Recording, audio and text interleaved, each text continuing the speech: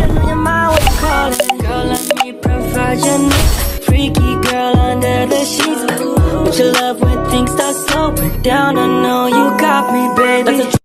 few moments later. Assalamualaikum warahmatullahi wabarakatuh. Halo semuanya, balik lagi bersama saya Siva Nazila Diraya. Jadi di sini saya akan menjelaskan about router OS. Nah, router OS ini juga masih satu materi dengan MikroTik MTCNA atau MikroTik Certified Network Associate.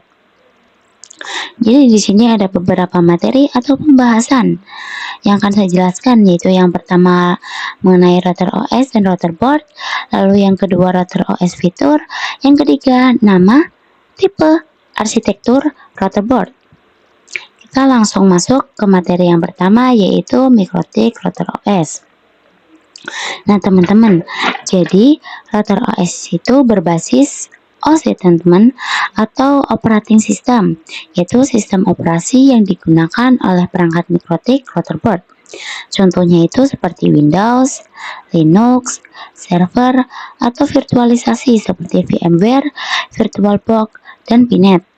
Nah ini merupakan contoh tampilan Pinet ya teman-teman, atau terminal Pinet gitu. Nah MikroTik router OS sendiri itu dapat diinstal di PC ya teman-teman, atau sebagai VM. Nah untuk router OS dengan standalone operating system itu berbasis Linux ya teman-teman, dengan versi 3.3.5 kernel. Nah untuk teman-teman yang masih bertanya-tanya nih, kenapa sih router OS itu harus diinstal di PC? Jadi jawabannya teman-teman, jika kita install di PC, kita itu bisa custom gitu teman-teman. Mulai dari prosesornya mau berapa, RAM-nya berapa, dan harddisknya tuh mau yang seperti apa gitu teman-teman. Jadi begitu ya. Lalu kita masuk ke materi selanjutnya, yaitu MikroTik router board. Nah MikroTik router board ini berbasis built-in hardware ya teman-teman, yang dibuat untuk menjalankan sistem operasi router OS. Nah kalau misalnya di router OS itu kita bisa custom, kalau misalnya di router board itu semuanya itu udah default teman-teman. Jadi segala fitur itu bisa terdapat pada satu perangkat ataupun dapat diperuntukkan khusus sesuai kategorinya. Lalu tersedia juga mulai dari low end hingga high end router. Di sini tuh contoh-contoh gambar dari router board ya teman-teman, sudah saya tampilkan di sini. Lalu materi kedua yaitu ada router OS fitur. Nah, pada implementasinya itu MikroTik itu memiliki banyak fitur ataupun manfaat, seperti di sini bisa untuk routing, firewall, COS, dan lainnya. Nah seperti yang saya bicarakan tadi, kalau router OS itu punya banyak fitur, di sini contohnya itu ada support 802.11 A/B/G/N/AC wireless network routing atau RIP, OSPF, BGP, RIPNG, OSPF-V3. Lalu ada firewall dan NAT, itu fully customized dan Linux based. Lalu yang ketiga ada cost atau bandwidth management.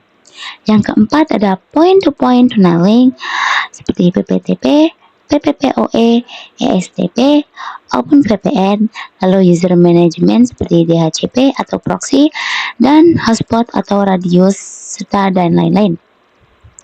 Lalu yang kelima ada tools seperti bandwidth test, torch, MacPing, MRTG, dan lain-lain. Kalau teman-teman ingin lihat fiturnya itu bisa kunjungi di link berikut ya teman-teman. Lalu kita masuk ke materi selanjutnya, yaitu router board name. Pengkategorian pada perangkat router board MikroTik itu berdasarkan 3 kategori teman-teman, yaitu nama, kata, dan exceptional naming. Di sini ada contoh dari simbol name, ada RB433.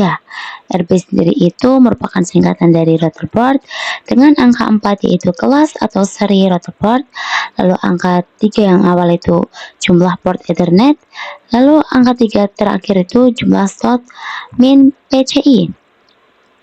Selain nama itu juga ada kata ya teman-teman seperti Omnitic, Graph, SXT, LHG Dynadis, CAP, WAR, HAR, dan HEX.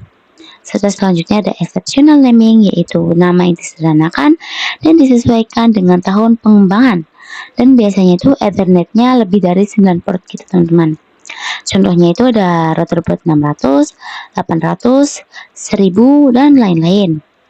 Lalu kita masuk ke materi selanjutnya yaitu Rutherford type atau tipe ya teman-teman. Nah, Rutherford itu kan punya banyak tipe ya teman-teman. Di sini ada contohnya yaitu RB, yaitu Rutherford, nomor 9 itu 900 series, lalu nomor 5 itu Ethernet, 2 itu wireless, UI itu Featherbird, 5 AC, 2 ND itu Feather wireless, dan TC itu jenis kissing. Nah, ada juga kode-kode lain di Rutherford yaitu U sebagai support port USB, A itu memori lebih tinggi dan level lisensi lebih tinggi, H itu more powerful CPU, G itu support port gigabit, dan lain-lain.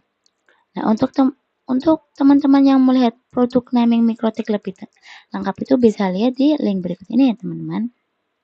Lalu kita masuk ke materi yang terakhir ya teman-teman, yaitu arsitektur Rutherford. Nah, arsitektur Rutherford itu dibedakan berdasarkan jenis dan kinerja prosesor. Software atau OS untuk setiap arsitektur itu berbeda.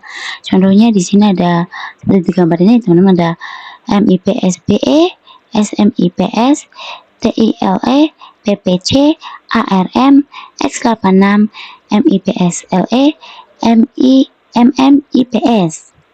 Nah, untuk teman-teman yang mau melihat arsitektur Mikrotik lebih lengkap itu, teman-teman bisa lihat di www.mikrotik.com atau slide download.